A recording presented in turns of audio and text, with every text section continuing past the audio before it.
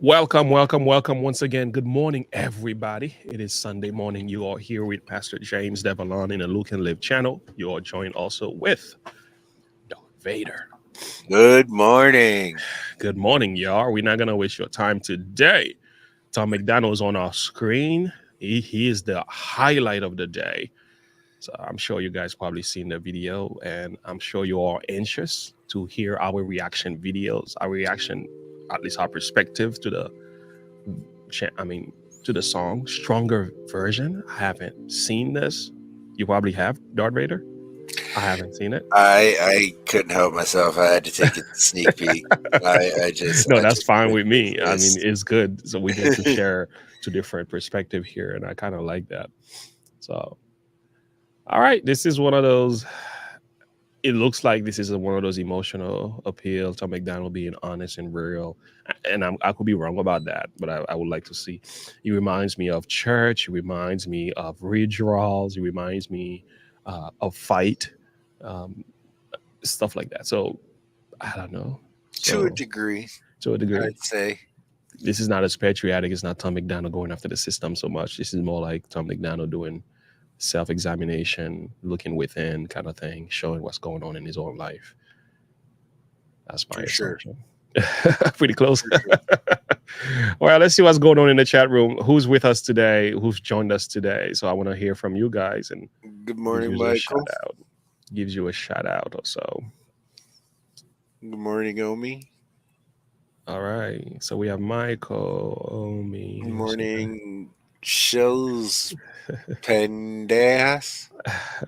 Nice. Okay. Good morning, Lord Ree. Shells, Spenderas. That's the one you're talking about.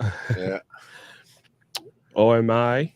Good morning as well. Want to that, acknowledge that you. that would be Omi. That's Omi. Yeah. Okay. Okay. Zakir Uden. Good morning. Zakara Uden, we want to say good morning to you. So we do have a few things to get through quickly before we get into the heart of the thing today. Um, have you guys heard about this situation that happened in Ukraine? Deputy detonates grenades in Ukraine village council, injured 26 people. It's pretty wild. It's pretty wild. The video is here. We can't play it because we are live streaming on a very sensitive platform, but maybe I will play that video on Rumble. I'll do a separate video where I will play this whole thing on Rumble and then link it there. So the man actually came in front of the door itself, and let me make my screen bigger here, and I want to read a few comments about this. So he came in front of the door and just stood there in the middle of a council meeting, looking like somebody that everybody knows. Nobody was concerned with his presence. They all just kept on going, completely ignored the man. And as they were talking and talking, it looked like the conversation got heated. Could not understand what they were saying. Out of his pockets, he pulled out three grenades. That's what he's doing right now. When he pulled out those three grenades, he detonates them, and he threw one, two, three, and you know what happens after that. The rest is history. So, and the end of the video is a lot of shouting and crying and screaming. But the good news, they all survived. They all survived. So I'm sure there are some bruises, bumps and bruises. Some people really hurt. But I was more shocked by the fact that wow, they all lived. Is it that grenades or not? They're not as destructive. Oftentimes we see in the movies or what. But I'm still no. I was like, that's kind of crazy that everybody's alive. What would you say about that since you've been in the army and you have an idea of how some of this stuff works? Well, two things. Number one, it depends on the type of grenade that was used. And number two, he's probably somebody who's been fighting in the war and sitting there listening to these people bicker and argue over the smallest little things that to him may now seem meaningless after fighting. Yeah. It seems pointless. Uh, You know, he's probably dealt with these people who he knows that they are the ones pulling the strings, pushing forward for more of this war. This could be a retaliation. yeah, Some of the things that people are also saying, he probably did it because of money going to Israel now since. I mean, there's either that or the fact that he got fed up with the whole system in general Mm-hmm. and being not taken care of. Because a lot of veterans come home, Uh-huh. just us. It doesn't take care of our veterans. There's a lot of veterans across the world that don't get taken care of. Wow. Okay. So I mean, That could be part of it. Mainstream media is not touching this. It seems like international medias are touching it, and also independent media. CNN doesn't talk about it. Fox News. I haven't heard Fox News. Um, yeah. yeah, I mean, and that's the thing is you're never going to hear about stuff like this because this is the darker side of Hmm. wars that they don't want you to know Yeah. Yeah. is what it does to the human psyche. Yeah. Some of the things, some of the criticisms is that people were saying is how much of these grenades were paid and bought by Americans' dollars. Hmm. How much of that have we funded? Should we continue to fund Ukraine if they're going in council meetings and detonating grenades for whatever the reason may be? So the news keeps saying one person got killed, 26 injured, and I heard they were saying that one person was revived later on afterward. That was him. He was the person that they thought that had died. Out Right. of everybody, he was the one who got injured the most. Only God Or knows why. or he may have passed and then been revived. Yeah, So I mean, it, that's the thing too, because the headlines like to do for clickbait. yeah, yeah. But either way, I mean, if they're just little round ones, Hmm. then they're not as lethal as say like the ones that look like little pineapple or Okay. So it depends on what kind of grenade yeah, that were used. like there's different types of ones that are used, Okay. and like the ones here, okay, yeah, see that one doesn't, if that's the type of one that was used, then Uh-huh. it wouldn't be as deadly as Okay. say like a pineapple grenade where it's meant to throw shrapnel Oh, okay. everywhere, Okay. and that's what does the damage. This one Mm, just causes a giant explosion. That's why you see such a large fireball. okay. Wow. Jeez. Oh boy. So this is a RGN hand grenade. So these were the ones that were used. Hmm. Yeah. It's got about a 2 second fuse.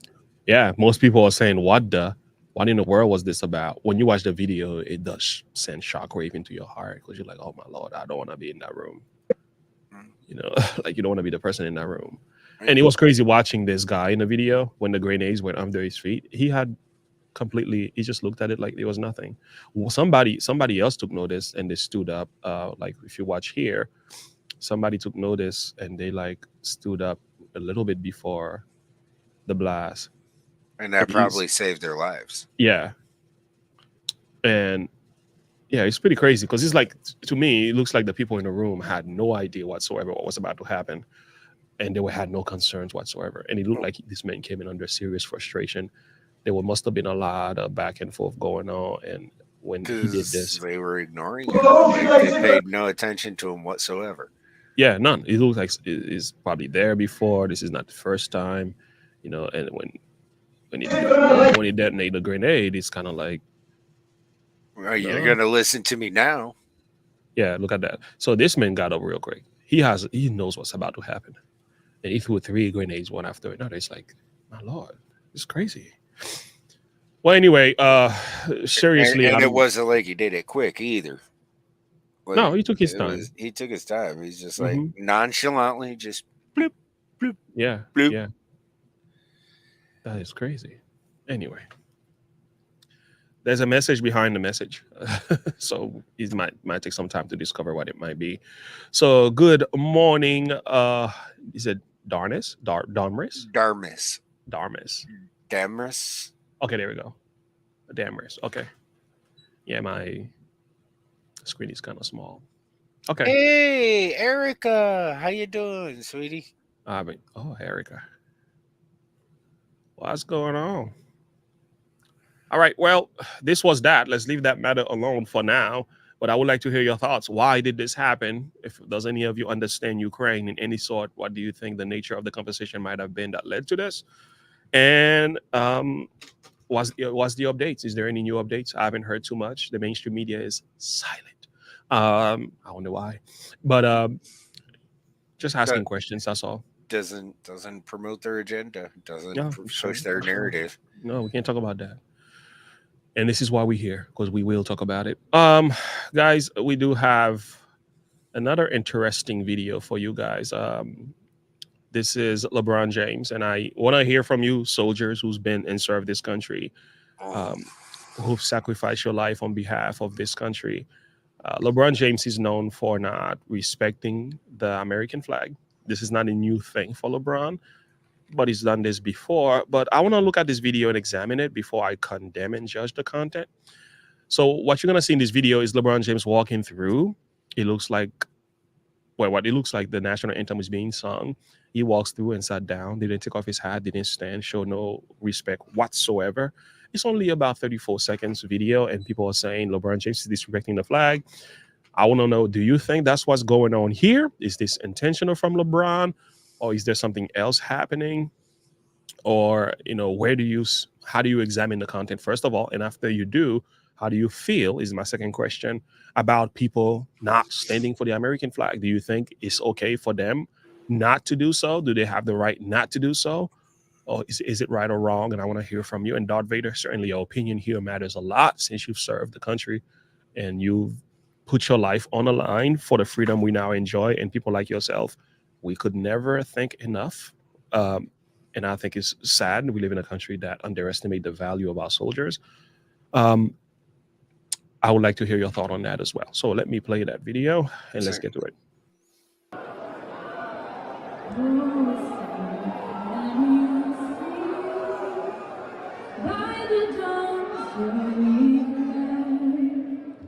What so proudly we hailed at the twilight's last gleaming, whose broad stripes and bright star through the perilous fight o'er the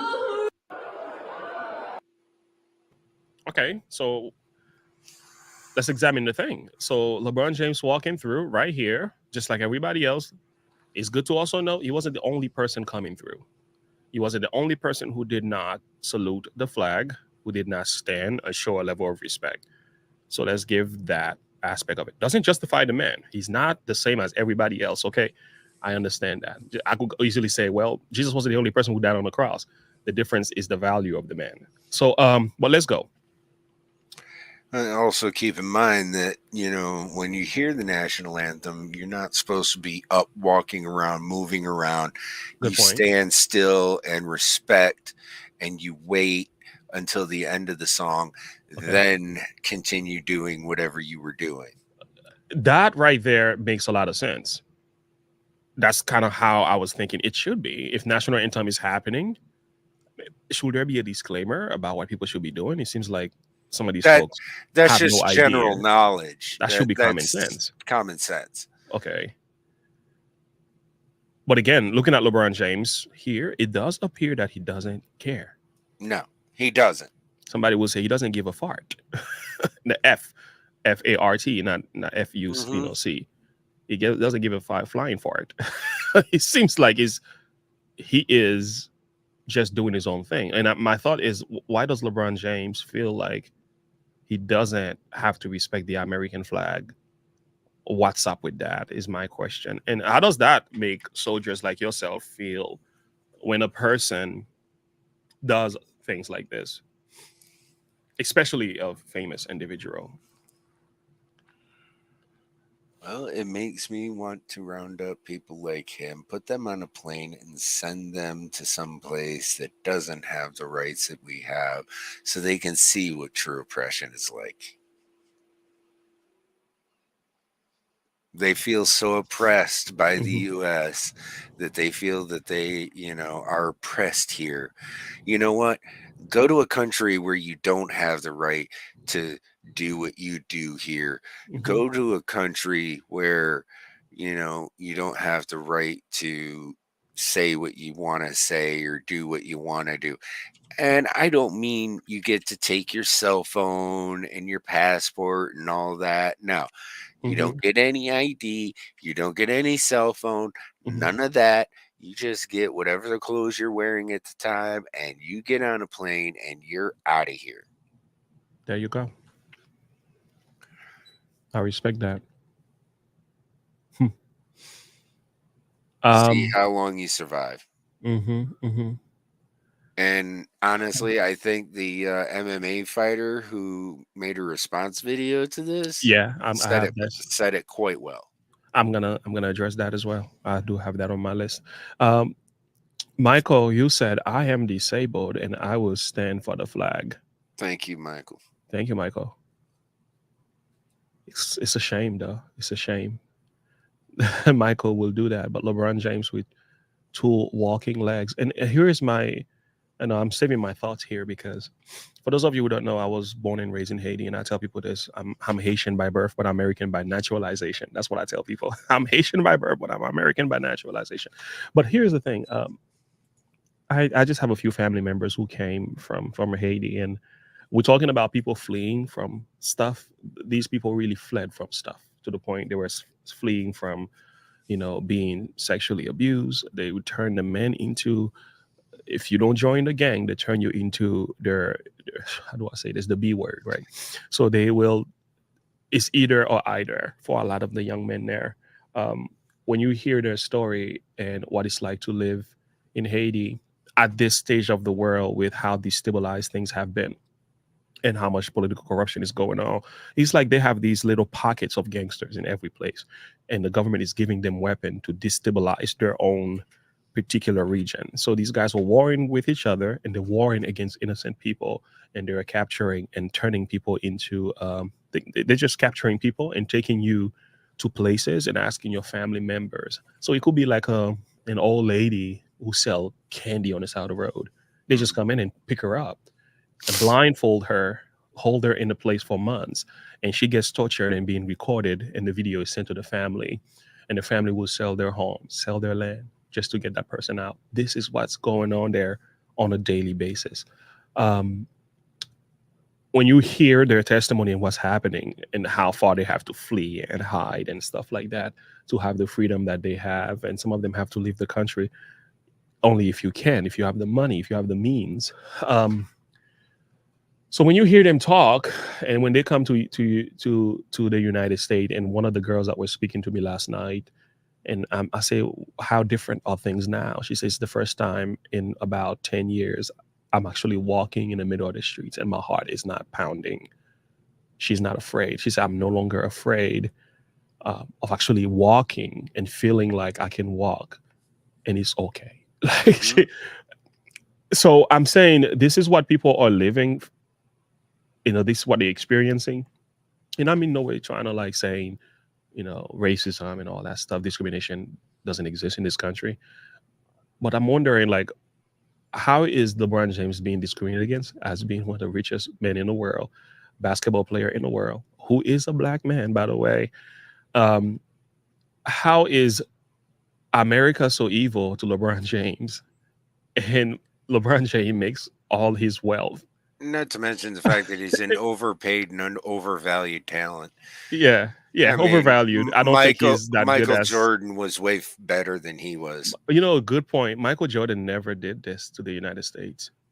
Have you noticed No. that? The difference with these modern day supposed superstars in comparing to older superstars, they had a level of respect for the flag. It was unquestionable. Hmm. So listen to what he had to say because he adds some common sense to the thing as well. Is this an issue, not an issue? What do you think? I mean, thank you for having me. LeBron James will stand up for anyone who pays him the most money. I mean, if that was a Chinese national anthem, trust me, he would have stand up and put his hand on his heart. It's just such a shame because there are many brave people fought so hard for this country, men and women.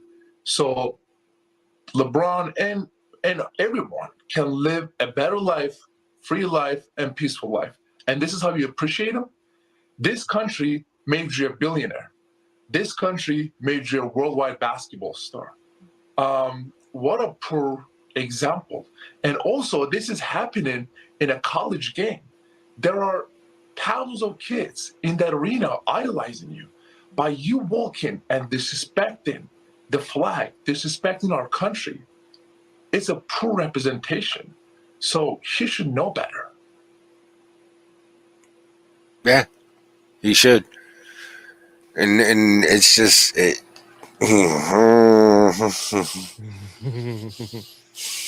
Go ahead, spit it out. Mm-hmm. He should definitely know better, and Mm-hmm. he should know that he's actually being a very bad role model for the next generation, doing what he's doing the way Yeah. he's doing it. Like it's there's no question about it. He did things very, very poorly and very, very wrong. Yeah. And I think, I mean, his words were exactly on point. I don't have nothing to say. When you live in a country who is giving you the most freedom, and I tell people, and that's my question: beside the United States of America, find another country best for Black people to live. Best as far as success is concerned, as far as freedom is concerned, as far as opportunities is concerned, safety is concerned. You find another country in the world, and I'm including nations what are predominantly blacks as well. Tell me which other nations beside the United States of America where Black people is the best for Black people to live and prosper. It's gonna Find me another pay one. you millions of dollars to play a game. Yeah, we pay you millions of dollars. Oh my lord, this thing. Can you hear me? Yeah. Yeah. This computer is trying to act up. Okay, go ahead. We pay you millions of dollars to play with a leather shoot. Well, I guess it is a leather. To shoot a ball into a rim. That's what Americans are willing to do. Yeah. So that you can entertain them. I think there's a level of entitlement here that needs to be addressed as well.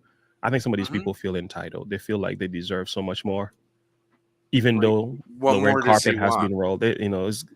It's got everything he needs. And knowing his past and where he came from, and I'm reading a book from LeBron James right now by an author about LeBron James with my son Josiah. I'm encouraging him to read. So we're reading about the life of LeBron. It's pretty amazing knowing where he came from, what he went through, situation with his families. I mean, single parent home, mommy had to struggle, and the determination he had as a young man. The LeBron James then compared to LeBron James now, who's been either vocalized, I don't know, who's got too much of that social justice warrior juice that he's done drink, I think has completely changed him into a different creature. I think there's a level of immaturity from LeBron. He's old, strong, and big, but I think his brain, his mindset is very childish. Very childish. He thinks he's being progressive, but He's unfortunately, he drank the regressive Kool-Aid. pretty much, yeah. All right. Listen to this guy. That's the UFC fighter you're talking about. Listen to what he had to say to LeBron.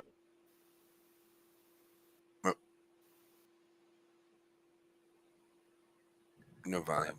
No volume. Let me find one with the volume. These sweatshop. There we go. All right, yeah. If you hate America so much and you don't like this country that gave you $1 billion, leave it or come deal with me. You go to China, go to these sweatshops that you employ all these laborers and use these women and pay them pennies on the dollar to make your millions. Fuck you, LeBron James. You're a coward. You're a spineless coward. And you're a bitch. You don't have to love the language, but you cannot disagree with the message. Nope. I think LeBron James's legacy is gonna be remembered in the past as one of the players who was supposed to be great, but because of his ungratefulness, he's no longer great.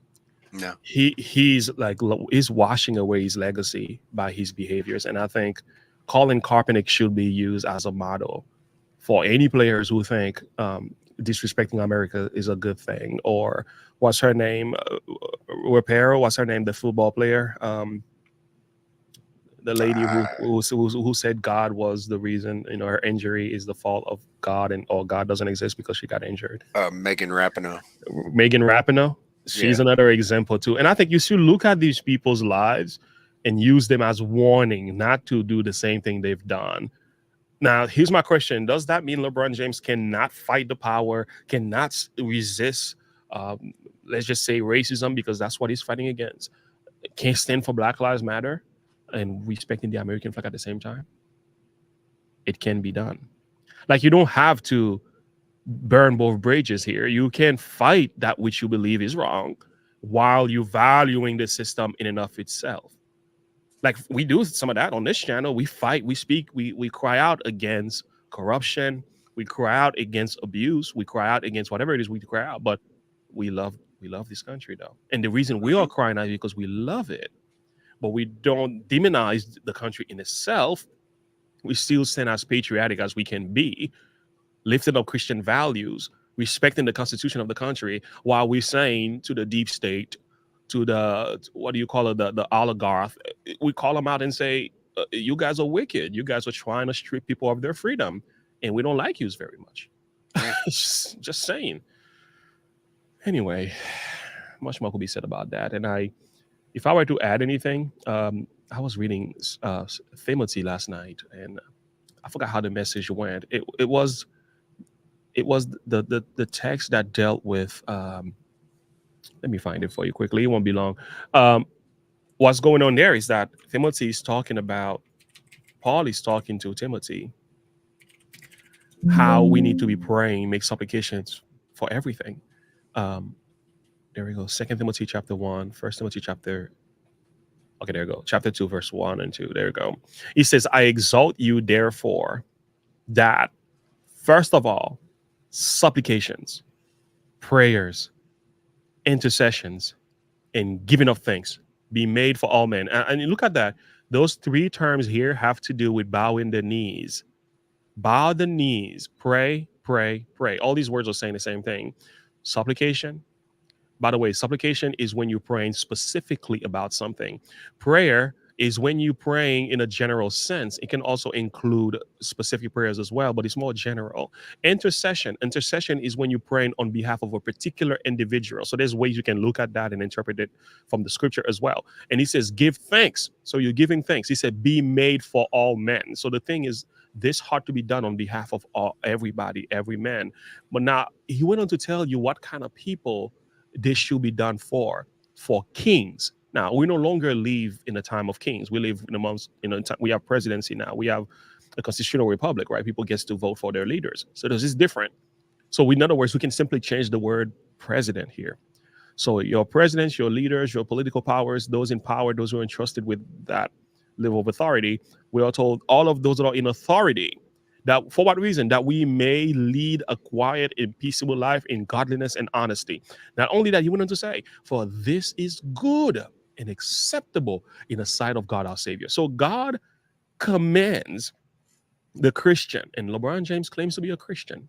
I was talking to my wife last night. He said, well, so-and-so is a Christian. I said, okay, so-and-so is a Christian. And somebody, and her mother-in-law said, so-and-so is a Christian. And I paused and I said, everybody's a Christian. Christianity becomes the label that everybody just takes on, and then they live however they want to live. And that was the end of the conversation. I'm just saying how standard as a Christian is problematic, and I'm not saying LeBron is not a Christian. I just have a problem with everybody claiming to be a Christian and they're acting like they are not Christians. Well, that brings me to my verses, Matthew 7:15-20. Thank you.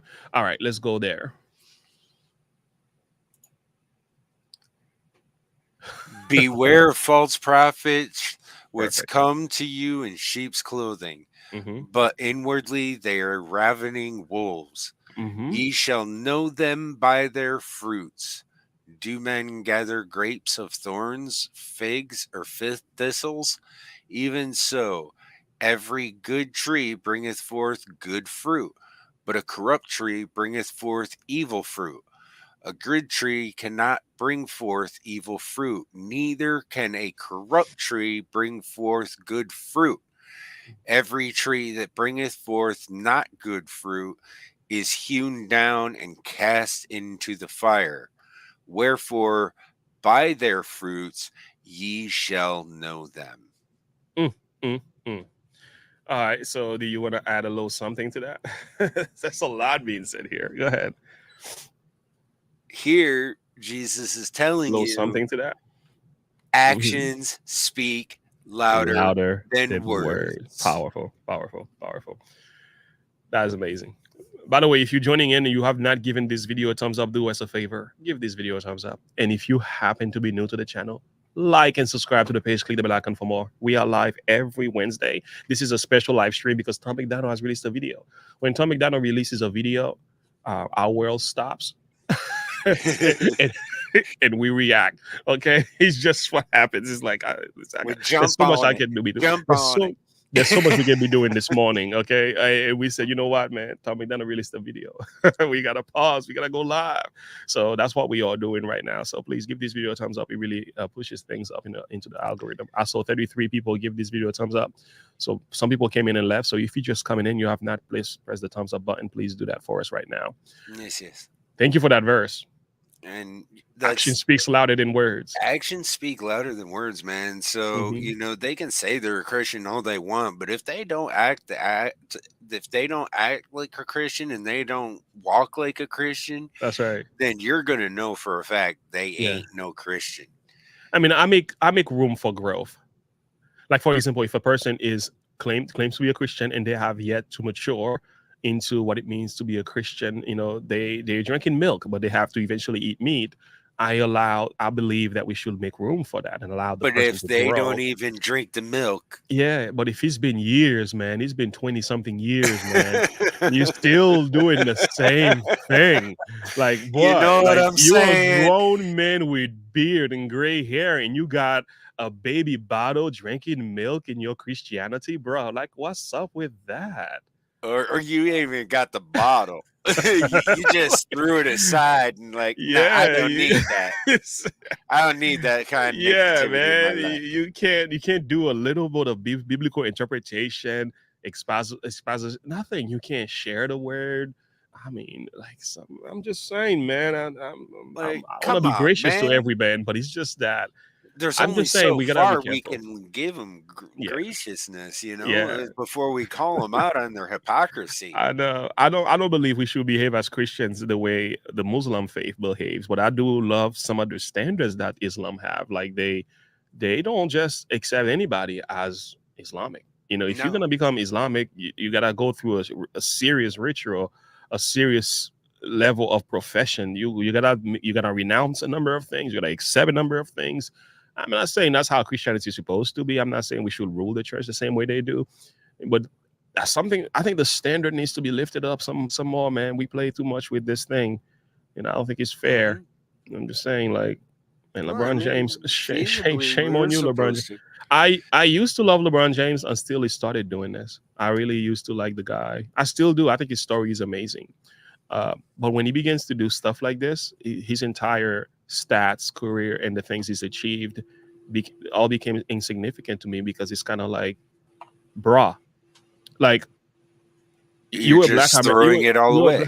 You're a Black American, and to me, it's like, why are also Black Americans so ungrateful?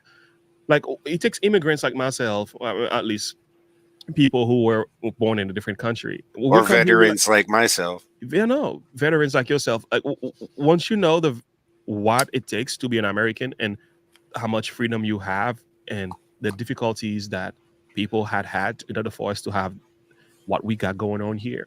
Like, when you study the Protestant Reformation and what these guys had to suffer and go through, and how the early fathers themselves, and had to flee from persecutions from different parts of the world and religious intolerance to come here and establish a nation of the people, for the people, and by the people. You understand the nature of that.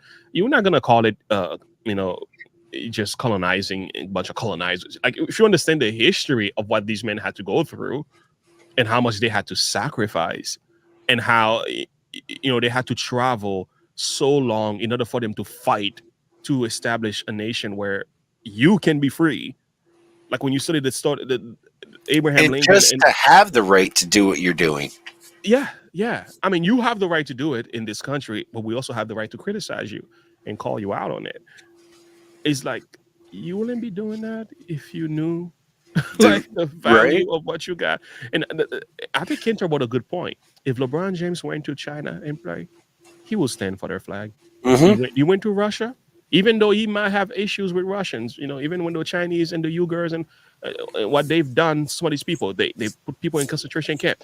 They won't criticize anything. Even John Mm-mm. Cena, who had an opinion in Hollywood about Don't China. even get me started on that John joker. Cena had an opinion about China. And China says, your movie is you are banned. John Cena had to come. He had to speak. Is it Mandarin? Chinese. He spoke Mandarin. had to speak He's speaking Mandarin. in Mandarin to him and apologized in Mandarin. Apologizing, bow the Begging. knees like a child. I said, you and you come here and disrespect us. Like You a go whip to these dog. guys and I'm telling you, Like, Gavin man, Newsom, like we had that. grow up and grow a pair. I'm telling you, just like we had that live stream with Gavin Newsom and also the governor Ron DeSantis, Mhm. and he point out like you cleaned up your state to welcome the Chinese, and you put their flags in your state to make them feel welcome. But any other time you couldn't clean up. But any Mhm. other time putting an American flag up there, you call people Mhm. a fascist, a dictator. You call them white supremacists just because no. Chinese don't do that for us. When we go visit, their flags stay up. Their Yep. dictator stands up. Yep. I heard they have to put up pictures and statue of their people in their home. Like they don't do that, Nope. but we do it, and we call it freedom. I call it stupidity. That ain't freedom. I'm sorry, that ain't freedom if you And I ask think me.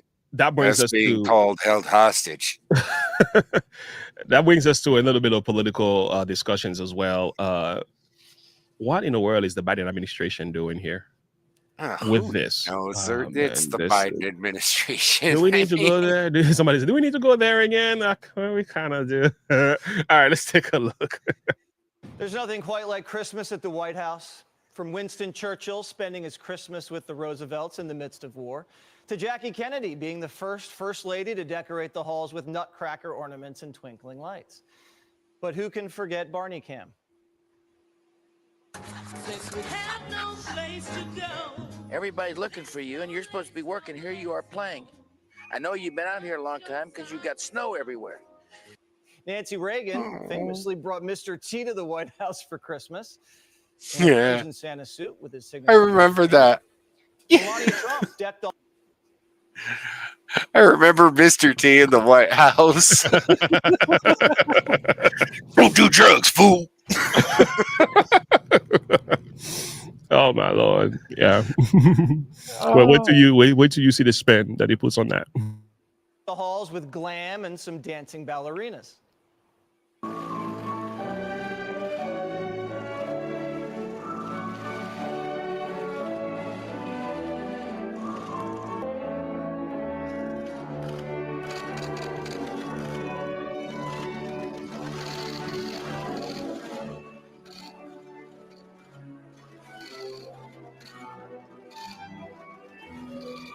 And the media called that Melania's White Christmas.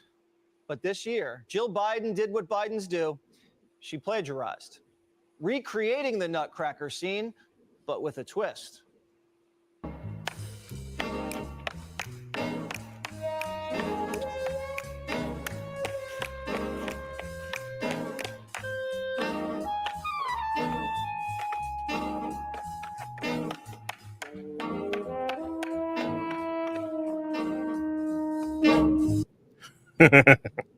What's going on?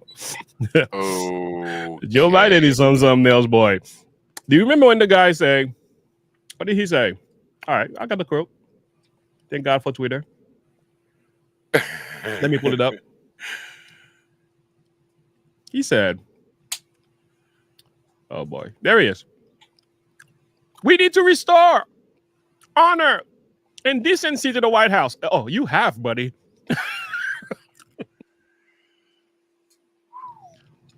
This looks like a bad acid trip. I think somebody did acid when they were trying to put this all together. I say a bad acid trip. So At what is least so they wrong? What labeled is it so wrong right. with the picture? Biden's Somebody might at ask. What is so wrong psychedelic with the picture? Christmas. Somebody might ask. What is so wrong with the picture?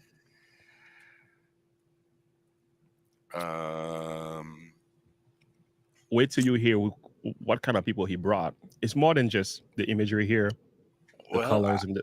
I'm pretty sure the one dancing in the fufu outfit that started this whole thing isn't a woman. You're probably right about that, and I don't even know anymore. I don't even think that. I'm not sure how much of it matters because it seems like they all is nobody knows what a woman is. Okay, is who you identify as. Okay, and you're not a biologist, so you can't even have that opinion. So, if I may say, so, but you see, he's gonna break it down. You're gonna break it down because he's gonna tell you what the Biden is doing here.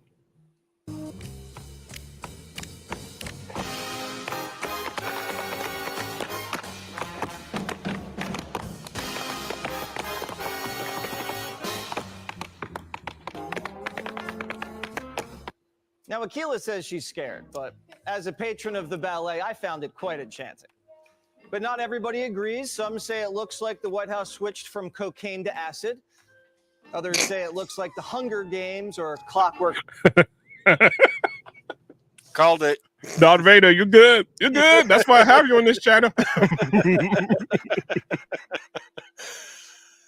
But just for the record, I haven't seen this video yet. Not even close. From cocaine to acid. Others say it looks like the Hunger Games or Clockwork Orange. But it's a perfect symbol for the Biden presidency. People spin and tap dance while Joe doesn't appear on camera. They called Melania's Christmas an all-white Christmas. That would make Jill's Christmas an anti-white Christmas because the dancing group, Doran's Dance, supports critical race theory, Black Lives Matter, the Black Panthers, Malcolm X, and the 1619 Project. Oh, and they also want to abolish ICE, abolish prisons, and defund the police. Oh, here is the president of Doran. There you have it. So didn't they take the time to do their homework, or they just don't care? I think they're actually doing it on purpose at this point. I think so too. Hey, he's restoring decency. Remember that? Yep. And by decency, they mean communism. Doran's Stance. She's obviously a white liberal woman. Michelle Dorrance says, quote, "It is from this place of white privilege that I invite you to join me in lifelong anti-racism work. Understanding how deeply embedded white supremacy, racism, and colonial is in our culture is paramount to understanding our role as white people in perpetuating it and embracing our job to dismantle it." Do you think the White House vetted this anti-racist dancer and prancer? Ducey's going to ask Binder tomorrow, don't worry.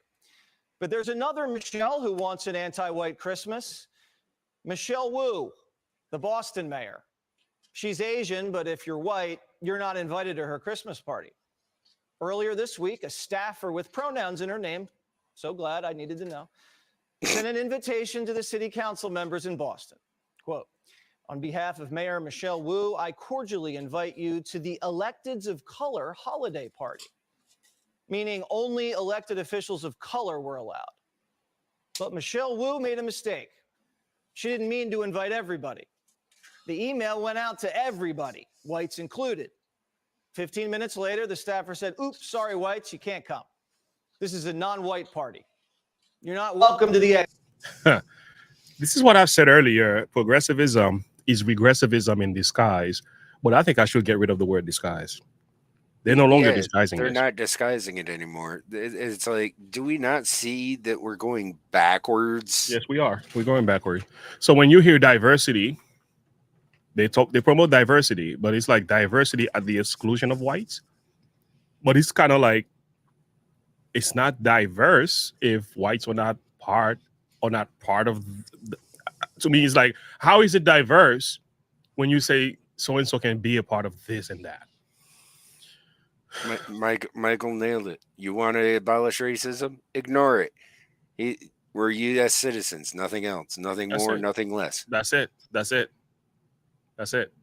And I think she should be dealt with. So these And people are invited. Erica, All these people are uninvited. Erica's dropping some knowledge, and she's married to a white guy on her home. Yeah. Must be Their home. fun. That's a good point. That's a good point. You know, there's a lot of people that are criticizing, like, talk about like racism. For example, who was it? Who got fired from CNN? Don Lemon. He's married to a white man. Kamala Harris. She's married to a white man. Mm-hmm. AOC. She's married to a white man. Hmm. And I'm wondering, like, what's up with this pattern? And this is not to say you can't marry whoever you love, but I'm trying to say is that, like, you're saying white people is the worst thing in the world. Do you actually really believe that while you're marrying them? Then, and I'm not saying you can't. What I'm saying is, it seems to me there's a level of hypocrisy here. Why don't I you think put love your is money love. where your mouth is? Love doesn't have a color from my perspective. You love whoever you love, right? But put your money where your mouth is. If you really believe white people are the problem, well, don't even start families with them, right? Yeah. If you really believe that, I'm not advocating for it. I'm just saying, for me, I don't care. No, Our family is mixed. I don't care I don't either. care. You I have a know, half white son. I don't care. None of that matters to me. That's perfectly fine It as doesn't far as matter. I'm concerned. But you know what? If you think it's so bad, why are you even bothering looking at him as a potential partner? Yeah, that's my question. It's either you don't believe, or you're virtue signaling, or you're just saying this for political reasons, or you just want to divide the country because you don't really believe white people are that bad of an issue. Yeah. I don't think they actually do. No. Because you're laying next to one at night. I know what they will say. night. Well, he's not. He's different. He's a liberal. He's not a white supremacist. He's fighting racism. He's not for racism. Yeah. I'm like, that's just a farce. You're Mhm. lying. You're lying. So why would you uninvite these people? What did they do? Beside the color of their skin, what's wrong with their character that you felt the need not to include them in the party? Did they treat you differently? Did they do something to you? What? Like, what caused you to have to uninvite them? Unless you are a racist. There's a thought. Eggnog. So 7 white Boston City Council members were uninvited. We call them the uninvited whites. Except there was a white invited. Michelle Wu's husband's white. What was the elected of color's Christmas party +1 policy? We're not sure. Primetime's investigating. We'll have more on that tomorrow. But sure, it's racist. The mayor has an excuse.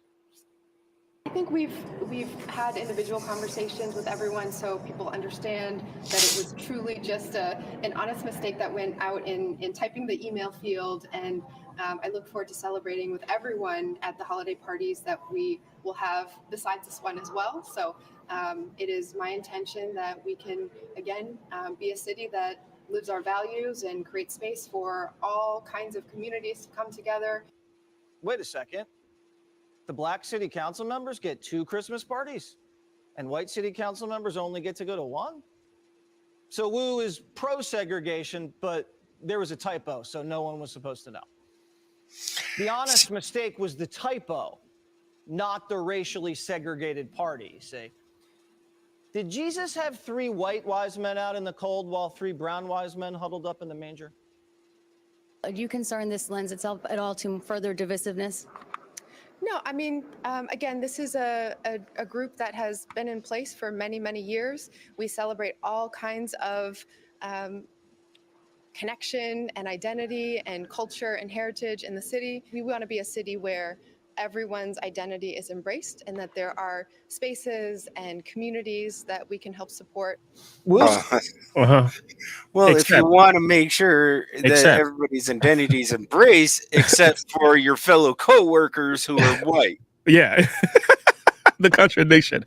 I don't know why she's doubling down. Not to mention the fact she's doubling down. What'd you do with your husband? Did you just stuff him in a closet all night? Like, maybe it was the cook. It was out of sight. Did you just put him in a back room or what? He was washing the dishes in the back. Like,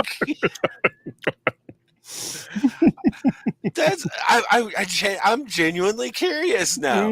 Like, I want to know, because supposedly this is supposed to be a safe space for all people of color and everything, but yet her white husband's there. Isn't he a threat to their party? Ooh, Ooh. the white boogeyman is here. Why? You noticing my hypocrisy here, but stop Gotta questioning our stuff it. hypocrisy. Gotta stuff him away. Get him out of here. Yeah. So everybody's identity should be celebrated. I have an issue with that.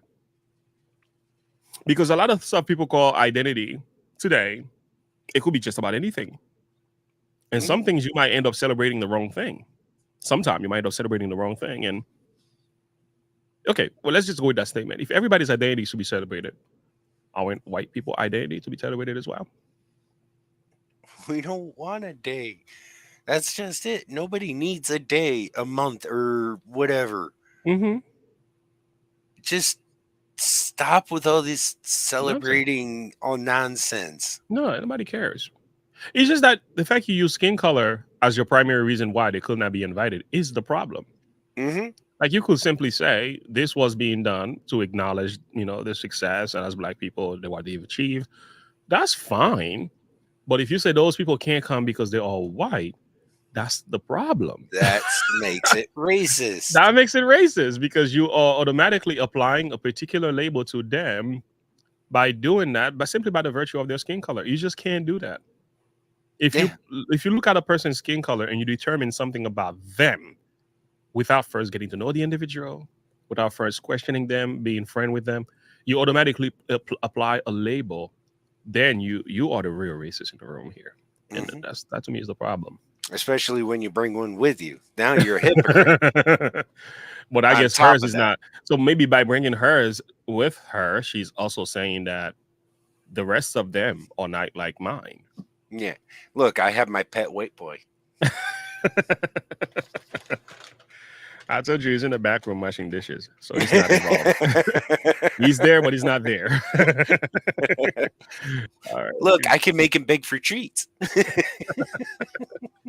This is wild. That's just crazy, man. This is segregation at its finest, period. There's no question about that. Yeah. Sounds like a Confederate. Guys, and communities that we can help support. Wu sounds like a Confederate. Guys, the system's been in place for many, many years. And did she say banning whites from Christmas parties is something she celebrates? And if we embrace everyone's identity, what time should the uninvited whites show up to the whites-only Christmas party? 7-ish? No one's ever mistaken me for a constitutional scholar, but we banned separate but equal in the 50s. Wu broke the law. Who? Wu. Massachusetts state law prohibits making any distinction, discrimination, or restriction in admission to or treatment in a place of public accommodation based on race. Now, Wu says the anti-white Christmas party wasn't taxpayer funded, but the city had the party at a city building and used city funds. That's what taxpayer funded means, Wu. And look what we have here. That's the district attorney arriving at the illegal anti-white Christmas party. DA Kevin Hayden's going to have to prosecute. I'd like to call myself as a witness. There were no whites at the party. Everybody was dancing to the beat. And who's the woman? She doesn't look very proud showing up at an anti-white Christmas party, or maybe she's Kevin's +1 and she's married. We don't know. The uninvited whites missed a huge opportunity, though. They should have showed up to the anti-white party, drank the punch, and if the electeds of color tried to kick them out, you stage a sit-in. It would have gone down as one of the greatest civil rights protests in modern American history. Because I was always taught that segregation was bad. Now Democrats say segregation is inclusive. They told us people of color are marginalized. Now it turns out people of color prefer to be marginalized. They told us society should be colorblind. Now we're told society should be color-coded. We were told discrimination was bad. And now apparently discrimination against whites is good. We were told diversity is a strength, except right around the holidays. What's next, Wu? Separate water fountains? Because this country lost 600,000 men in the Civil War. Did those men die so that Wu can have anti-white Christmas? It's not Trump who wants to turn this country back to the 50s. It's the Democrats. Exactly. Mm-hmm. I don't have to add anything to that. It's powerful. The one thing I have to add to that is I have to disagree with Jesse about them going in and drinking the Kool-Aid. Why? Because they do that, they might turn out to be like the rest of them. Good point. But that's only if they go with the intention of protesting. I think that's what he's trying to say. Don't drink the Kool-Aid. Well, you don't want to drink the Kool-Aid. Go there with your own drink, because I'm telling you, there's conversion to this woke ideology. People get converted through it. It's complete. It's a religion. It really is. You get converted.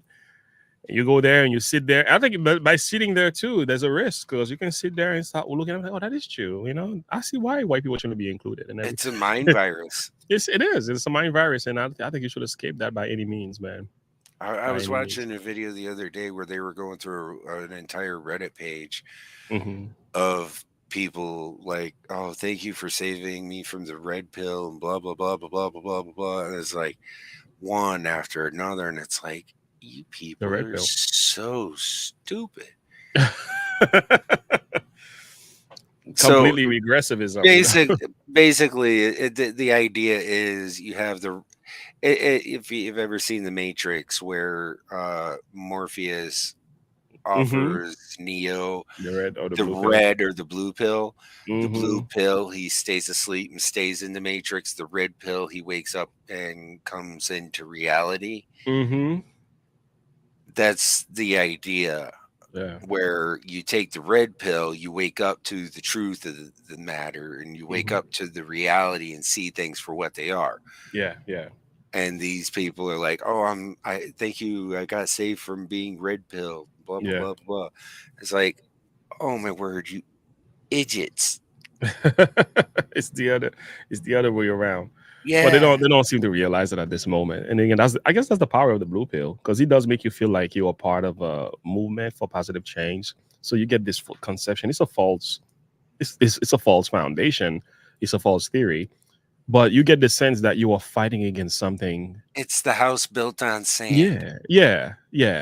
But what exactly you're fighting against, the enemy you're fighting against, is actually the enemy you are working for. You get the sense that I'm saying? I'm fighting against something that is really, really bad. So that's kind of the reason why they feel the need to keep fighting. But instead, you're being manipulated. You're being used. You know, so that's the danger of the thing. And Louis, we've actually covered that there is a time and place for doing such thing in a righteous manner. It's not so much judging people as pointing out, look, you're not acting in accordance with the law of the Lord, and you need to change your ways and get back right with the Lord. Yeah, Louis, I agree with you. I don't believe in judging people. I agree with you in part. Actually, judging people. I had a whole sermon about this, trying to explain what the difference is. People don't understand that. Yeah. Right.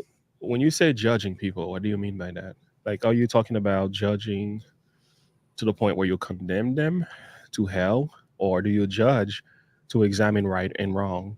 When you see your children doing something, do you judge them? If my son slaps somebody, should I judge him? If my daughter chooses to do something wrong, should I judge her, or should I say I can't judge them? It's just people. I just leave them alone. What I'm trying to say is, I think there's a very dangerous precedence in that mindset, because it's the scripture in Matthew chapter 7 verse 1 when people talk about, like, judge not that you be not judged, for with the same measure you made, it shall be judged, it shall be made with you again. It's like, yeah. Is because you are supposed to judge with the right conception in mind, with the right attitude, and you're not supposed to be a hypocrite when you're judging people. And with the right heart. with the right heart. You don't go judging people in a sense to condemn. But do we judge? Yes, we do judge. We do it naturally. You see a lady walking in a mini skirt. You determine, you make a decision as soon as you see that, whether or not she's a good girl or she's a bad girl. You see a man with his pants sagging. He looks like a gangster and a thug. You better judge, because sometimes he might be a gangster and a thug who's about to commit robbery. Maybe you should hop in the car and leave. you know, if you don't judge ever, you will end up becoming somebody who knows you're gonna end up in the wrong place, wrong time, and sometimes you're not gonna make any decisions that could stop you from, I make a lot of judgments sometimes. I make a lot of judgment, and some of them are good judgments, some of them are not so good. But I will say, be careful how you interpret the idea we shouldn't judge people, because judging in itself is not the problem. It's how you go about doing it, the attitude, the nature, the motive, the perspective, and stuff like that. You have to be careful about that. No, Michael, this is when this has all started. This is when Obama got into office. That's when all of this started. This whole segregation and separation and pitting racism back into the mainstream again. When Obama got into office, that's when all of this blew up. That's when BLM came up and all this other stuff, and the 1619 project took off, and the Lincoln Project took off. Is when Obama came into office. So, I mean, as well as I do, that's when this all started. Yeah. I mean, I think after Obama came into office and what happened with, there's a good documentary out there. It's called, I can find it quickly. It's about, what's that kid with the hoodie that was shot by, what's his name, Zimmerman. You see that story, Zimmerman and yeah,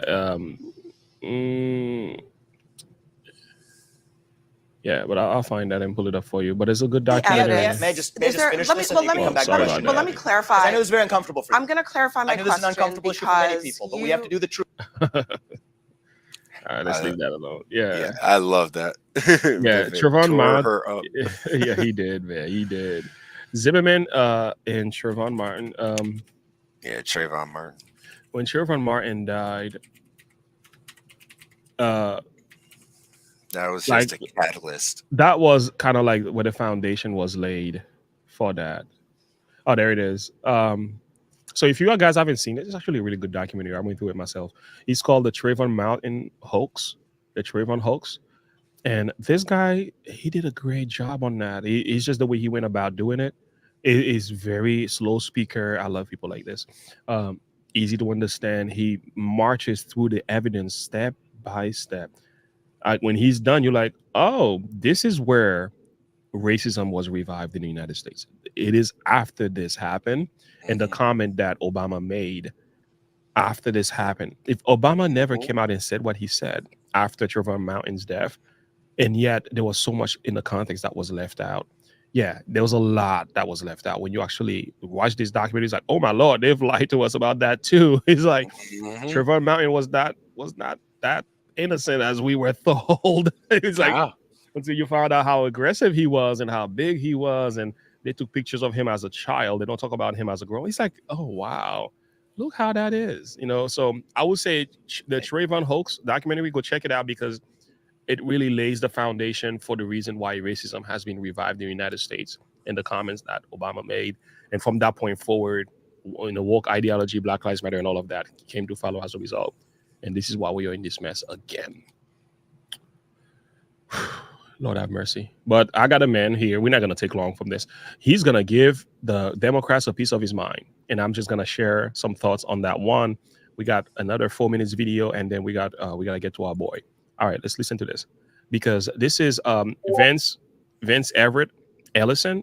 This guy, his documentary is crazy. We need to listen to this, and I will say, go get the documentary, guys, because the way he went after the Democrats, I'm like, I don't think any other black man on the face of the earth dares to speak with the level of boldness and courage as he has been doing. This is the same guy that we had with Tucker Carlson at one time that was talking about Black Lives Matter.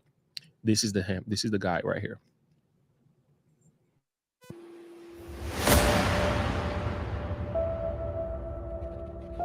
Amen.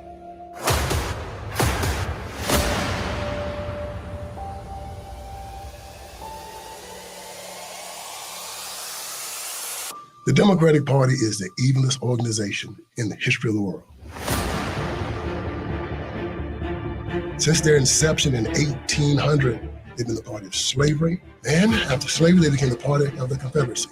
After that, they started killing black people during Jim Crow era. You're voting for a party that tells you they are going to abort children up to the 9th month, castrate little boys, and call them little girls, mutilate little girls and cut off their breasts and give them puberty blockers. And you don't think you're going to be held responsible? As we look at the Democratic Party and the chaos that they bring on our community, our young men, our young women, I have to ask you to look at what they've done to us. Look at what they've done to us. Look at what they've done to us.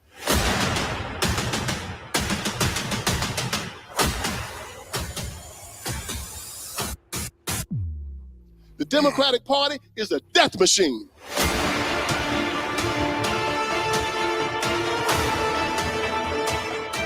Wherever they rule, they destroy. That's what they do. They destroy. They decided to try to infiltrate the black community, and they didn't have any success until they met somebody. Who did they meet? Martin Luther King. And this is where we went wrong. He made sure that he brought the black vote to the Democrat Party. They used the black vote to commandeer the most powerful country in the world. He who the Son has freed is free indeed. Once you accept him, you are free.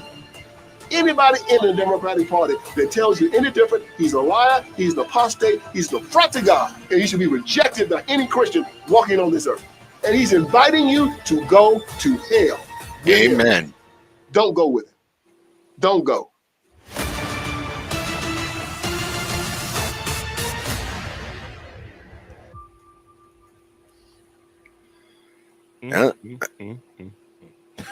That's another one we're going to have to review.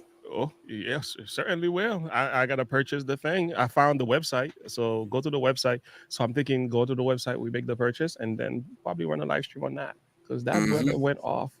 Oh, yeah. He has a passion. And I'm there for it. Yeah, I love it. I would like to hear like the opposition. How do you respond to a black man like Vince Everett Ellison? How do you respond to Vince Everett Ellison? I would like to hear the people who like to advocate and call out the blackface or white supremacists. I would like for them to come and face this man. Come face this guy. You can take me down because you can say, oh, you're from Haiti. You weren't born in this country. You can only say so much. Okay, shut me down. Fine. I'm dismissed. You go. I'll let you sit next to that guy and have a talk with him and tell me how you're going to debunk anything he has to say. Go ahead, boy. I'll wait for you. Good luck with that.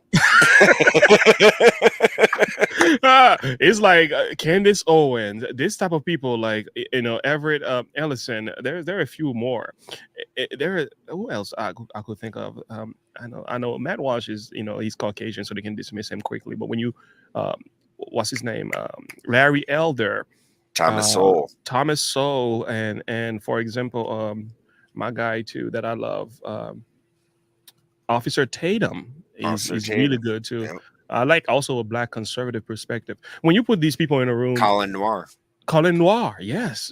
So when you put these people in a room who are black men, since you so hooked up on skin color, which shouldn't really be the discussion. I would like to include Matt Walsh and I would like to include Ben Shapiro and all, but you can include them because of their skin color, fine. But if I put all these black people in a room who have this perspective against the Democratic Party and they're standing for conservative values, I would like to hear how you debunk anything they have to say. That's I don't know how you go against that. That's a powerhouse to fight against. They are the very thing that the left never expected to happen. Because they kind of debunked every argument. Because here you are saying, the Republicans are the racists, they are the evildoers, they are that, and the party was switched and yada yada yada. And these men come on the scene and like, nope. We are refuting all of it. You've been lying, disturbing, and misleading people. But again, let's engage with the nature of his message a little bit. The Democratic Party, you say Officer Tatum does not believe in Jesus? I don't know where ever gave you that impression. Really? Everything I've seen says just the opposite. I think that there was one time he didn't think Jesus was God. And I think that was a perspective he had. But he never said that. Not But lately, at least not lately. Even in the Bible, he said, I mean, Mm-hmm. to a degree, Jesus says, Mm-hmm. I am the Son of the Father. Yeah. So there is a certain degree of separation there. So, Yeah. I mean, yeah, even the word sonship here is not even applying a lesser. It's not really saying that. It's actually, when you study the scripture correctly, even the term sonship to the Father does not. It's like saying, I have a son. Is my son any less of a human? Because he's my son, It's right. not. And I'm taking this to a lower level. But again, when you study carefully what the Greek meant by the word sonship, even Christ being called the beloved, and I know we're going into a different direction with this, it's not in any way addressing deity. He's actually talking about it from the perspective of salvation. And when you understand, like, in other words, Jesus completely, in essence, Jesus demotes himself in order to play a significant role in our salvation. If you understand that, that is the nature of what the Greek is applying. It's not like Jesus is less of a God. He is as God can be, 100% God. But when it comes to our salvation, Jesus takes a specific role in order for that to be achieved. That is simply all it is. Oh, It's not in Officer any way. Tatum definitely Yeah. believes in the Trinity. Yeah, he does. Yeah. But I think there must have been some struggle. I don't think Officer Tatum doesn't believe in Jesus at all. I've listened to him, and I realize he does believe. He does believe. And that's okay. And I don't think every person has to believe in Jesus for them to have a conversation about some of this stuff. Because, like, for example, this guy here the argument he's making is almost irrefutable. And I need to watch the documentary because I can't really run with this. There's a lot being said here, So the clause. So I'm not gonna be able to get through this video. We're gonna schedule that one for Wednesday. So we're gonna schedule because we gotta get to Tom McDonald. Okay. So quickly, this lady here, and I want to get your thought on this. This lady here went off, and I did post a video about her. I want to know who her name is, where she's from. I know she's definitely from UK. She had something to say to the WHO. Here's my thing. I wish more men would speak like what you're about to hear right here. I call this cojones. I call this courage. I call this bravery. And it's like she is ready to die for what she believes. And what you're about to hear right here, I see if more men will speak like this woman speaks. Mm-hmm. You see all these issues that we are having? All this degeneracy, confusion, transgenderism, like, it will not even be a thought. I'm so serious. It will not even be a thought.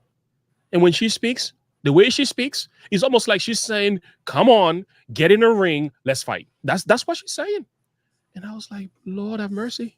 They don't make, this is a rare, that spirit is what I love, because that's what changes the world right here. This is what brings about change. When you talk like this. So let's have the fight. Let's commence with the fights. Why don't we? I am so very honored to be here with 7 very brave citizens who came here today to launch an initiative for a European Citizens Initiative, an initiative which will hopefully be accepted by the EU Commission, although I don't really hold my breath, to be quite frank, but I seriously hope we will be able to do that. These 7 citizens are so incredibly brave because they stand up against this despicable attempts by the globalitarian misanthropists to strip us of freedom, democracy, and the rule of law. They simply say no to the attempts of granting an unelected body governing powers. They simply say no. And that's what we all should do, because this will end if we simply say no. And that's what we're here to do today. Because an unelected body like WHO, who is controlled and run by multi-billionaires, should never be allowed to act in place of a democratically elected government. Never, ever.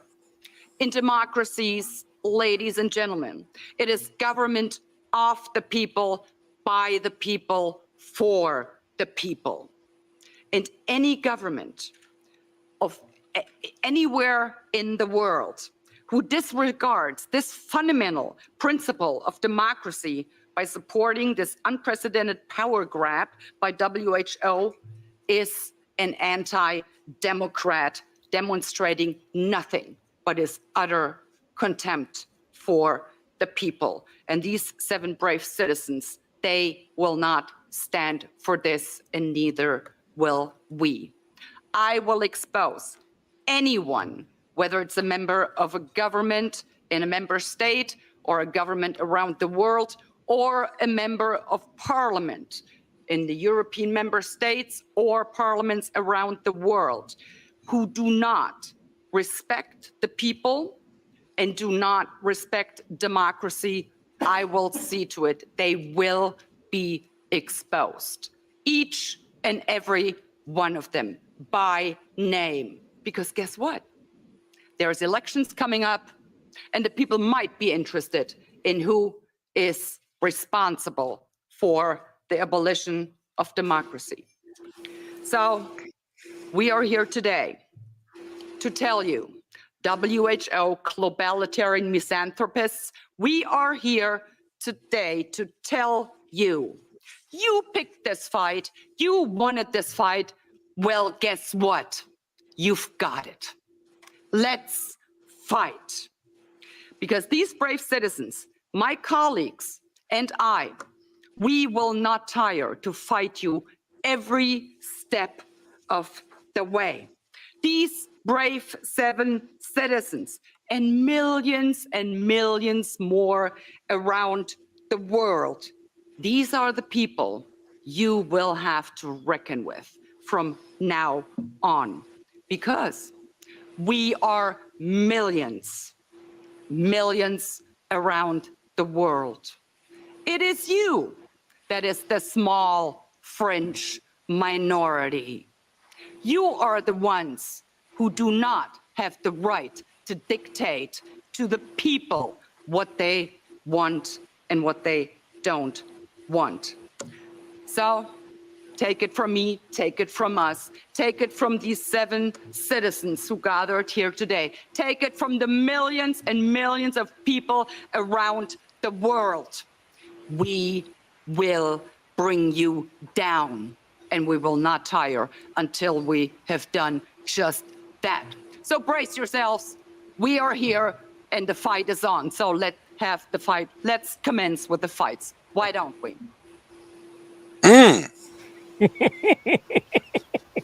Ooh, boy.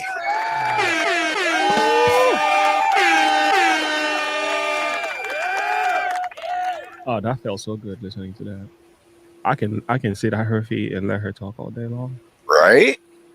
You got a woman like this in your life, but if you got a woman like this in your life, whoever her husband is, bruh, she got us fire in her. Well, that's a piece of treasure. Cherish that. I'm telling you, protect these women at all costs. Yeah. I'm telling you, I'll tell you one thing though. I think the enemies of this country, right? This is what they're afraid of right here. They're afraid of strength. They're afraid of courage. They're afraid of bravery and boldness. Yeah, wherever they find strength, boldness, and courage and bravery, when they see this, they flee. Because wherever there's weakness and cowardice and compromisers, sympathizers, this is how they become stronger. And I think this level of message and how it was spoken, the attitude and how well she kept her emotion under control the whole time while telling the truth, cutting through the heart. This is what needs to happen. This is how it needs to be said. And she was unflinching, boy. There was no hesitation in her voice. None. She's on a mission. Like this, her mind is None made up whatsoever. She is fed up and she just don't care no more. No, somebody says common sense. That's right, Michael. Common sense, and this is needed. This is needed. And again, I gotta say, this is what Trump brings to the discussion. This is the attitude that he brings to the discussion, and this is why he's considered a threat. But what they fail to understand, right? Trump is a model. Actually, Trump is a type, because beside Trump, there are millions of others with the same attitude. And that's why if you go for Trump, and that's why I'm telling people they need to be careful you got to be careful how you persecute your enemies, because they have children. Okay, so if you go for Trump, you get rid of Trump, there are a bunch of little Trumps who will rise to the surface. This is something that history has confirmed this. Like, for example, whenever the Christians were persecuted in the past, and the church will go after the Christians and they will martyr the Christians, they will destroy the Christian, they will burn the Christian, what they begin to realize, and even an author used to say it this way, this historian said it this way: the blood of martyrs are seeds. And what he was advocating for, every time you kill one, 7 Christians were born. So in many cases, the soldiers who actually persecuted the Christians in Rome, they burned the Christians, the gladiators themselves who used the Christians' bodies for entertainment for the people in Rome.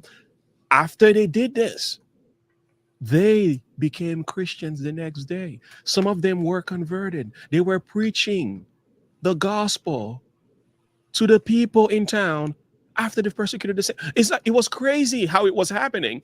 And what they began to realize, look, if you keep killing these people, they're only going to multiply.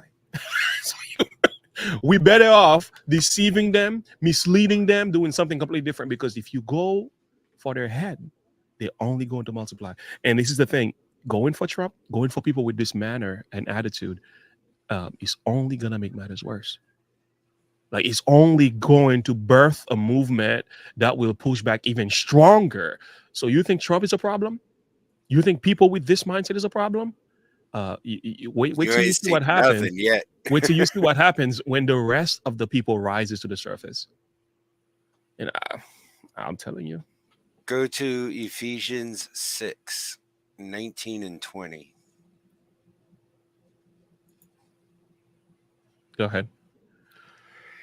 And for me, the utterance may be given unto me, that I may open my mouth boldly to make known the mystery of the gospel, for which I am an ambassador in bonds, that therein I may speak boldly as I ought to speak.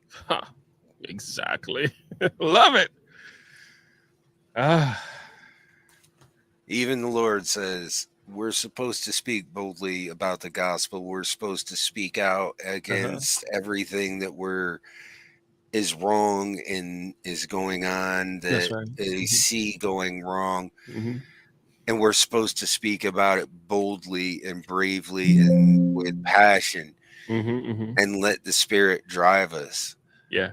In verse 29 of Acts chapter 4, adding to what you just said, when the apostles were persecuted, and because they were sharing their faith, the early church, they prayed, and their prayer wasn't like, Lord, protect us, Lord, keep our enemies, Lord. And that's not what they prayed for. They said, Lord, behold their threatenings, and grant unto thy servants. What do you want the Lord to do for you? Give us boldness that we may speak your word. So I thought that was like, whoa. Wait a minute. He didn't pray for protection. He didn't pray for mercy. He didn't pray for his persecutors to be gone. Leave me alone. Let me live. No. Lord, give me boldness to speak so your word until my last breath. I love it. And I wanted to add quickly, guys, and just a few thoughts, a few words here from Joshua. Joshua replaced Moses after Moses had passed away. So this young man, who's now going to continue with the people of Israel, taking them from the promised land. Now he's close to the river of Jordan. It was a matter of crossing the river of Jordan and entering into the promised land.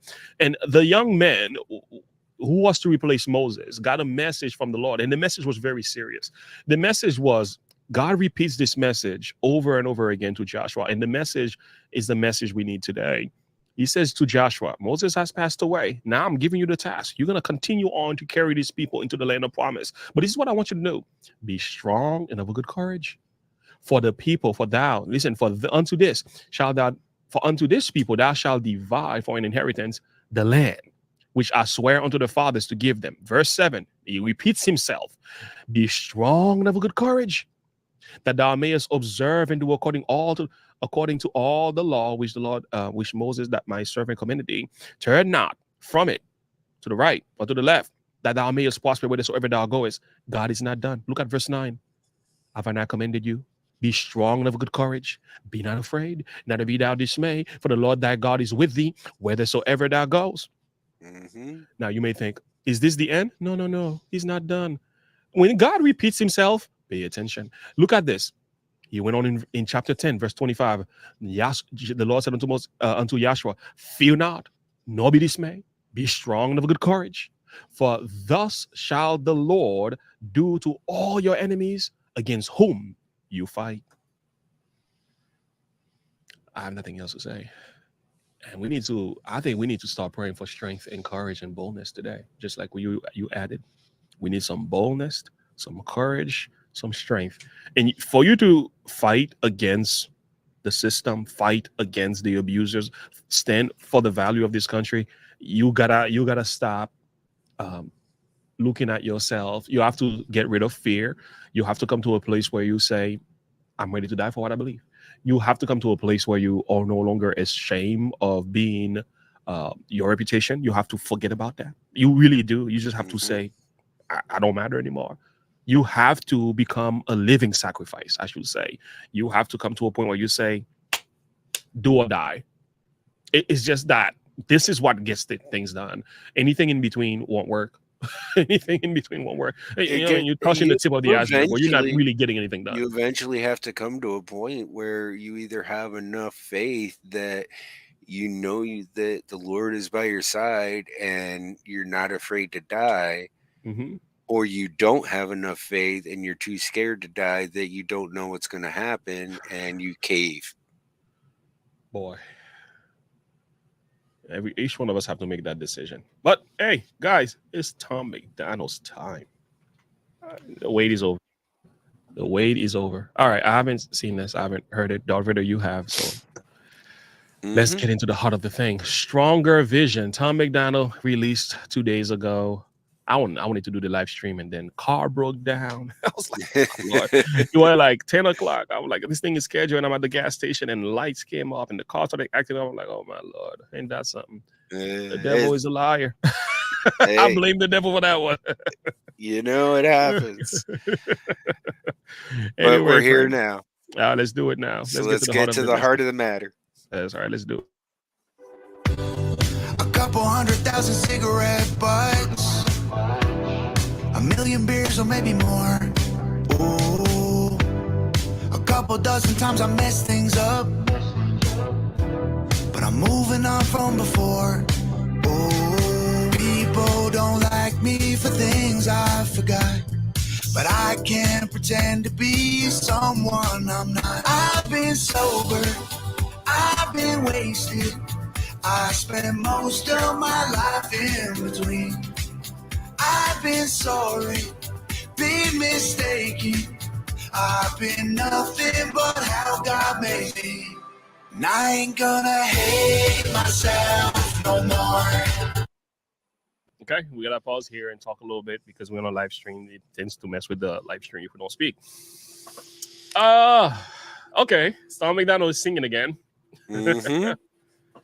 He seems to be talking about where he's been and what he's been through, and kind of where he is now with his struggle with certain things, and that's the message I'm getting so far. Okay. The chorus is really gonna cement everything together and bring it home for us. I think once you hear that you know, once you hear the chorus, it Mhm. really is going to start to make a lot more sense. Gotcha. All right, let's keep going. And I ain't gonna hate myself no more. Maybe I ain't perfect, but I'm putting that work in. I ain't gonna break down like before. And baby, I'm hurting, but I'm a stronger version. 100,000 pills swallowed, 1,000,000 tears or maybe more. Oh, a couple dozen pretty hearts I broke, but that isn't me anymore. Oh, people don't like me for things I forgot. Pause. But I can't pretend to be someone I'm not. I've been sober. Hold up. I've been wasted. Time out. I spend most of my life in between. All right, Tom. First of all, the graphic is absolutely amazing. I don't know how the team and Nova's managed to bring these flowers from the carpet and in different parts of the house. That would be Jared. That would be that's Jared's doing. Yeah. That takes some serious Adobe skills, by the way. And I've tried to learn Adobe skills, and I said, boy, I don't have that kind of time. And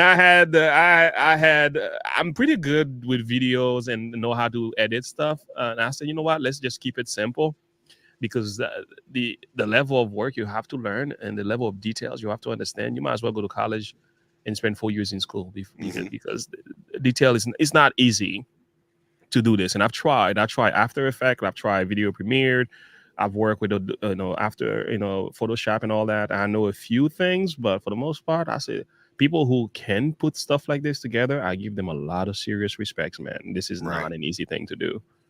What the part I loved about this is he was talking about, breaking hearts and this and that and the other thing as the flowers growing. And then next shot, you see him sitting there on the floor ripping apart the daisy. It's like, that's great. Okay, so, Tom. Yeah, all right. I see you. Yeah, that's great. He's on point. There is a difference here, though. There is. I'm not getting the self-pity complex that sometimes you hear from his music. When you hear withdrawals and everything. I mean, it's one thing you're looking at within. I don't want to call it self-pity. There's nothing wrong with no. I want to call it self-pity. I think self-reflection. Self-reflection is a better word. But like in this one, there is this hopefulness that is in his voice. There is this, Drive. I'm not worrying about you guys anymore. I'm not worrying about even my own mistakes. He's like at a point of his life right now where you could tell he's matured, he's grown up, he's learned from his mistake, and he's got a greater perspective of himself now. It's almost like Tom McDonald has finally discovered himself, and he's able to come to touch with the person that he is. He's got a greater understanding of himself. Yeah, he has a better understanding. Like that's actually beautiful to listen to. And this is the kind of song, that really touches people's hearts in a very powerful way. Especially when you look at the world today, it's like we have this serious identity crisis. People are losing mental health problems. Their mental health is so bad. I think I'm trans. I think I'm born. I think I'm this. I think I'm that. It's like, what are you exactly? Like, make up your mind. But I think the enemy has managed to confuse us, and we don't even know who we are. And I think once you are lost in the sauce, you become a pawn in the hands of the enemy, and then you become a slave. You're being used and abused by the system. And I think people finding their true self as it is found in God is so significant today. It seems like Tom McDonald has come to a place in his life now where he gets it. So this is good. And I think that's why I think this song is so beautiful for him. It's not his normal rap style or like, heavy metal beat or anything like that. But for Tom, I think this is one of the most beautiful songs he's ever done. Absolutely. He's one of those. I think to me, it's like a butterfly. Fighter was good too. Yeah, Fighter was good too. Yeah, Castle. But that was Fighter, Castle. Those were songs when he was in that metamorphosis stage. Yeah. But now he's in the full bloom of a butterfly. Yeah, where he's he's blooming. emerging from the cocoon. That explains a lot. Yeah, I agree. Yeah, You know? he's embracing the beauty of what is about him now that he had a hard time accepting before. You know, he feels Yeah. like he had to fight within to discover the person that he was made to be. Now he seems to come to a place where, like you said, he's blooming. I think that's when the flowers comes into place. You know, he's not ignoring the problems that do exist. He's acknowledging that they do exist. They're just not controlling him as they once As have. they You used know? to. Yeah, that's they used to. This is powerful. And that's why I think the song's beautiful. Very beautiful. I've been sober, I've been wasted. I spent most of my life in between. I've been sorry, been mistaken. I've been nothing but how God made me. And I ain't gonna hate myself no more. Maybe I ain't perfect, but I'm putting that work in. I ain't gonna break down like before. And baby, I'm hurting, but I'm a stronger version. Lord, I hit the ditch, walked right off the edge. I got knocked down and got up again. Oh, I tried to live more like my friends. I can't be nothing but just what I am. And I've been sober, I've been wasted. I spent most of my life in between. I've been sorry, been mistaken. I can't be nothing but how God made me. And I ain't gonna hate myself no more. Maybe I ain't perfect, but I'm putting that work in. This is very therapeutic, though. There's a lot of people with mental health issues, suicidal ideation. After hearing something like this, they're gonna change their minds. This is actually powerful. Yeah. This is health. This is health for the soul. It really is. And this is what we need, you know. This is the type of music that people need to hear that are going through it, you know. Yeah. This is needed because, you know, I mean, I'm all for the patriotic spirit calling out the double standard in the system and all that, and which is great when we do it. But what this does, it kind of like puts you face to face with the person that you are, because a lot of what the enemy is able to do from without is because of the weakness from within. And if you are able to if you can become strong, become the person that you were meant to be in God, the outsiders, the influencers and the haters, the deep state, whoever these people are, you know, the evildoers in high places, whatever you want to call them, they have little power over people who have discovered themselves, people who understands who they are in God. Like they have no power whatsoever. And I think this is crucial. Like what Tommy Dano is doing here is building people's courage, is giving people hope, is getting them to a point where they no longer have to feel sorry for themselves. Yeah. Just rise, you know? You know, and you may be wherever you are, be in the moment, be in that time, and just make sure that whatever you're feeling at the moment, take that time to feel that, but don't dwell on it and grow from it. It's great. Hey, Megan. Good morning, Megan. Good to I see hope you. church was well. I hope church was great. Thank you for letting us know. You know, yeah, thanks for that, what you just said here. And I think there's a lot of people going through stuff. And oftentimes we don't know, and sometimes we don't feel comfortable sharing it. You know, I saw a really sad video the other day. It was just men, but it's not just men. I believe women too, but men particularly, we have a hard time sharing about what's going on in our lives. And the question was, you know, who do you talk to when you're going through something? And most of the response were nobody. I have no one to talk to. I talk to nobody. I just deal with it, you know. And oftentimes that leads to serious issue because, you know, sometimes the burden is really heavy. You need somebody's help to help you carry it. And that's why I tell people, like, if you are in this channel and you're going through something, and I'm one of those people that you can talk to and you can be sure. Yeah, Darth Vader, you can reach out to us and talk to us about anything, and I will give you my time. And I work third shift, so if you ever want to talk late at night and you reach out to me and you on Discord or on my email, you want to get a phone call and want to talk, I will listen to you. And I And just there's don't some, work. So yeah, anytime you see that little green light on next to my name, yeah, it means I'm free.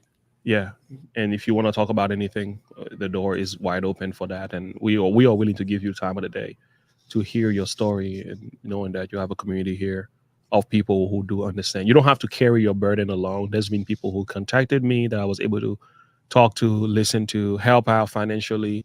And the thing is, the good thing about this, and I'm not bragging or anything, whatever you talk to either Darth Vader or myself about, nobody else will find out about it. It stays right in that circle. It's protected. It's like a It's secret just between space. us. It's between us. You don't hear it on a live stream. We're not gonna talk about how so and so told me. We Pastor don't do that. and I don't even discuss it between us. No, we don't. And there's been time, even myself, I had to run to Darth Vader as a friend. So Darth Vader at a time came to me and we had our discussions. We supported each other as well about some situation that we were both going through, and pray for one another. So we know that it works because we use it. So I'm just saying, there's a friend here. You have friends that are on this channel. You have resources. You have resources you can reach out to. So don't carry this murder alone, okay? And I know sometimes you don't want to talk to people. You don't want people to think you're going through stuff. But I tell you what, you are going through stuff. You know how I know? Because I'm going through stuff. So everybody's going and through stuff. we all in this together. So don't think it's a bad thing for you to be going through anything. If you're not going through anything, I question everything about you, because I think the devil doesn't play fair. He goes after everyone, saved or unsaved. So if your life is great, nothing's wrong with you, I'm like, really? Are you part of this world, or are you living somewhere else? Because like, are you a human something or is a happening. robot? Something is happening. And I've heard this preacher put it this way. He's like, the life of every man is either in a storm, heading for a storm, or coming out of a storm. There is no standing still for the man. It's true. So if you are not in something, you're going to be facing it soon. If you're facing something now, be certain one day you're going to come out of it. But it's just the way it is, or you're heading for it. Just brace yourself. And yeah. So let us know if you ever need somebody to talk to. We are here. Reach out. There's a link to the Discord. There's a link to the Discord in the description below as well. All right, let's keep going. Let's bring this one in. I ain't gonna break down like before. And baby, I'm hurting, but I'm a stronger version.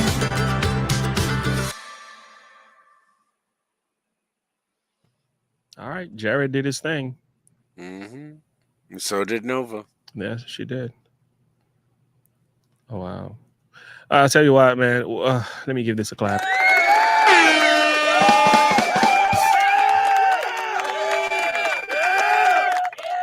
Woo, woo, woo, woo. Let's go. Tom McDonald, way to go. I wonder, is this going to be part of... Oh, that's a new album altogether. Okay. Because the Brave 2 already came out. So yeah, this is like his next solo, on his next solo project. But they're doing it, man. Isn't Nova Rockefeller working on something as well? Because she had a recent song now that came out and talk about the girl song and suicidal and stuff. Runaway Girls or something like that. I forgot what it's called. Yeah, they're doing it, man. They're making things happen. I love watching these two. You know, it's actually a beautiful match, and it's a beautiful couple. Watching them. Matt, just because you're alive, you can thank God you're alive, but it doesn't mean you don't have to understand and feel what you're going through. Like, there's a whole nother thing behind the scenes that, you know, needs to be dealt with. You can come to us and talk to about it. You know, we can help you get through things. You know, I agree. It's not just one thing or another that happens. It's a culmination of all different types of things. And it can be like trying to find your way through a storm that it just doesn't, it's not easy to do. Yeah. And some people can get lost very easily. And sometimes we need that guiding light to get us through. Yeah. Yeah. It's just that we just need to be there for each other, and knowing that you're not alone in this. And I know we are separated by distance and time and so on. We can talk about that. But my mother-in-law had to help me realize this. It's like, James, you have people around you who love you. Don't ever think you have nobody who will help you, who will care for you. That's not you. And I had to say, oh wow, that is true. I could talk so and so. I could go to my dad. I could call Darth Vader. I could talk to my wife. I could talk to the Lord. There's always somebody you can actually reach out to, but you have to be intentional about that. Eventually, recently my brother called me. He was going through something. He just wanted somebody to listen to him. He called me and said, man, this is what's going on in my life. This is what just happened. This happened. And I just listened. And he got through it. And oftentimes, if you don't take those first steps, nobody's going to take them for you. Nobody's going to know. Sometimes the burden is too much, man. It gets to your mind and you become overwhelmed with the situation in itself. And you can be overcome. Don't ever think, when the enemy goes, he goes for the heart and he goes for the minds. And I'm aware of that. This is how he tears us apart. And Jesus is not. He never intended for us to carry our burden alone. Christ is a burden bearer itself, but he's given us each other. One of the things that when you listen to, let me bring the scripture and I'll show you my point. Jesus is talking about how we are to bear one another's burden, so fulfill the law of Christ. So you have burdens and I have burdens, and our job is to help. We have to help each other to carry them. It says, brethren, if any man be overtaken in a fault, you who are spiritual, restore such a one in a spirit of meekness, considering yourself lest you be tempted. This right here is a recipe to dealing with anybody who's going through any situation, whether in a church or in the world, whatever it is that they're going through. If they are taken in something, right? And I want you to know there's a qualification here. Being a spiritual man is also crucial. Doesn't mean if you're not spiritual, you can't help. But being spiritual is crucial, because if you're going to address this, you have to keep in mind, you need to be prayerful. You need to be spiritual. You need to think like Jesus, because the person might be going through something. They don't need your condemnation. They don't need me to give them a sermon. And I'm pretty good at giving people a sermon about everything. I'm learning more to just, James, listen, be quiet and stop preaching to everybody. But there's a time for preaching. There's a time for listening. There's a time for everything. But I look at what it says next. Restore such a one. So our job is to restore each other. So the enemy goes to you, situations happens, life happens to you, and you are broken. Circumstance comes at you. And let me tell you something, there's some things that happens in your life. It hurts. Like losing a family member. Sometimes that's all it takes to go into a dark space. Sometimes just your marriage fall apart. Sometimes your husband losing his mind and start acting crazy, or your wife doing something that you don't expect. That's all it takes to have your heart broken. It doesn't take much. Just a trauma. Sometimes it's just a trauma you've been through that's gotten repeated, or you are reminded of a past trauma. It can send you in a dark place. So don't ever think we are shielded from that. Now, restored such a one in the spirit of meekness. Now, the way it is done is very significant. We got to be humble. We got to be meek. But our job is to restore what has been broken. And then he tells you, this is the warning though, considering yourself, lest you be tempted. So while you're doing this, remember, tomorrow might be your time. While you're doing this, don't do it in the wrong attitude. So he's giving us principles in the way that we ought to address and talk and care for one another. And then he tells you, bear ye one another's burden, so fulfill ye the law of Christ. So you want to be a Christian, the way the Christian man displays the love of God and the character of Christ is by carrying one another's burden. So don't carry your burdens alone. You have people around you who can carry that burden along with you. And I think Tom McDonald, not to go too far from Tom, because he's the main idea, his message here. He had to have some people around him to make him the person that he is today. Yeah. He's not the man that we now see without help. There's been some folks, some friends, some families, some people who say, Tom, don't give up. Tom, don't quit. Tom, don't do this. Don't cancel yourself, Tom. There's a plan, there's a purpose. And we have to acknowledge that. And without those people, I don't think Tom would be the person that he is today. So everybody at some point in their life has had somebody there for them. Yeah. And we all want you to know that Pastor and I, we're here for you. That's right. We are our brother's keeper. Guys, I want to pray for you. I want to pray with you. And it's been great. Thank you, Tom McDonald, for this one. This one here is gonna be in the book as one of the best. He's one of the best. Thank you. The world needs this. This is what the world needs now. This is remedy to the mind. This is mental health. This is dealing with a lot of issues. And thank you for telling your story in the way that you have. And I know sometimes you do watch our reaction, videos. And if you ever watch this video, we are very grateful for messages like this, because this is bringing health to the souls of many people who's been wounded and broken. So thank you for that. Food for the soul. Foods for the soul, indeed.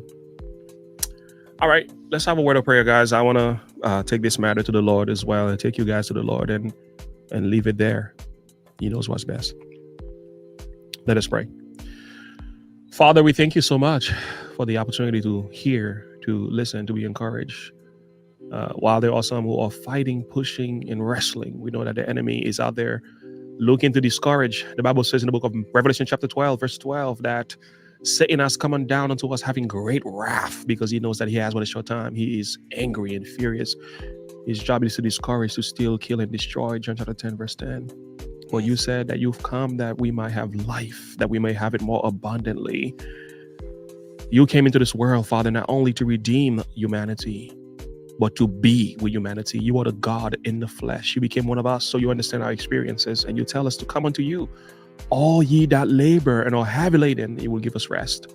Thank you so very much for your rest that is found only in a relationship with Jesus Christ. Father, we have some friends, we have some family, we have some people on this channel right now. They may be going through something, and sometimes we don't want to talk, we don't want to share, we are ashamed, we're not sure what to do, we don't know who to trust. But we know we can trust the Lord, and trusting in you never fails, Father. Jesus, you said in the book of Jeremiah 33, verse 3, call unto me, and I will answer thee, and show thee great and mighty things which thou knowest not. In Jeremiah 29, verse 11, you said, I know the plans that I have for you, declares the Lord, plans of peace and not of evil, to give you a hope in the future. Father, we lay each cases in the palms of your hands right now. We lay each one of us, Father, in the palms of your hands, our situation, our families, our brokenness, circumstances. We know what the powers that be are looking to do, but we're not to be concerned with them, because as long as the Lord is with us, nothing shall separate us from your love. Amen. Even when death comes, even death cannot separate us from your love. So what we need the most is your love. And if we do have that, we overcome everything else. The Bible tells us in the book of 1 Corinthians 15, 52, thanks be unto God, which giveth us the victory to our Lord Jesus Christ. So as long as we are in you and with you, we win. Yes. We love you and we thank you. In Jesus' name, amen. Amen. All right, guys. Thank you so very much for this one. This was great. Darth Vader, thank you, man. Your comment was spot on about the Fox News report. He's like, that looked like an acid trip. Like a bad acid trip, man. Like, I don't even know. I'm sorry, I don't know much about drugs at all. I don't even know how certain drugs impact you. I think besides fentanyl and all, I don't know too much about any of drugs. I've never done any of them, so I'm somewhat innocent when it comes to drug use. So when you made that comment, it hit the spot for me in such a good way. I'm like, this brother is on point. What do you know that I don't know, man? More than you want to. Let's just put it that way. That is awesome, man. That's why we have you here. So praise the Lord for that. Well, guys, I just want to say my final regards to you. Thank you so much. Wednesday, we are live again, 10 o'clock, God's willing. And I want to say, Chris Scott, congratulations. Keep up the good work. Yeah. Oh, you know what? Instead of Wednesday, we're going to do Thursday. Thursday? Let me see. Let me be exact. Tuesday, I'm off. So Wednesday it is. Sorry about that. Wednesday, we are live. All right, Wednesday. Yes, God's willing. So, all right. Look out for us. Go show us some love as well and support the channel. If you love the content, you love what we got going on here. If any way you want to stand with us, if you have not made that decision, I know some of you have. And Megan and many others have already made a stand with us. I say, go ahead and do that. Because YouTube has been demonetizing your boy. It's been demonetized. It's officially demonetized. There is no revenue coming to the channel whatsoever. So standing with us is one of the ways we keep things going. But again, letting you know, I give you my word, and we give you our words before. We're not gonna stop until God says so. Like, we're not gonna stop sharing and preaching and fighting and wrestling until the Lord says otherwise. You can be certain, whether there's money or not, you're gonna hear videos coming on a daily basis, and from this channel, you can expect that from us. You're gonna hear the truth. You can expect that from us. It's not gonna go away anytime soon until Jesus says enough. So that's where we are. God bless you guys. Take care. I'll see you on the next time. See you Wednesday, and let's stay in touch with the chat room. Love you. Have a good one. Bye-bye.